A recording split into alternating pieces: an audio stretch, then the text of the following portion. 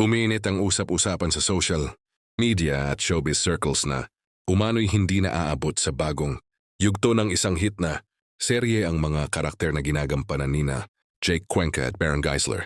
Ayon sa mga espekulasyon, nakatakda na raw tapusin ang kanilang mga papel bilang bahagi ng malaking pagbabago sa direksyon ng kwento.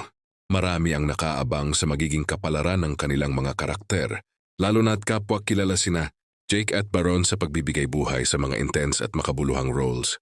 Para sa ilang taga-subaybay, tila raw may mga senyales na sa mga huling eksena na unti-unting inilalatag ang posibleng pagwawakas ng kanilang mga karakter.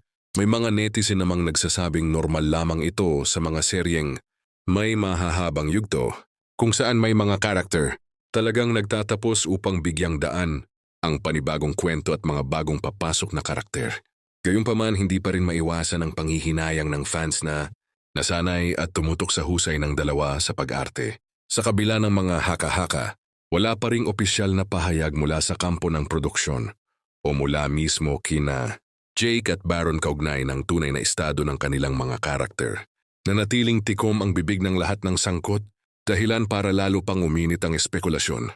Habang hinihintay ang kumpirmasyon, patuloy na inaabangan ng mga manonood ang mga susunod na kabanata upang malaman kung tuluyan na bang magtatapos ang mga karakter nina Jake at Baron o kung may nakahandang sorpresa ang serye sa bagong yugto nito.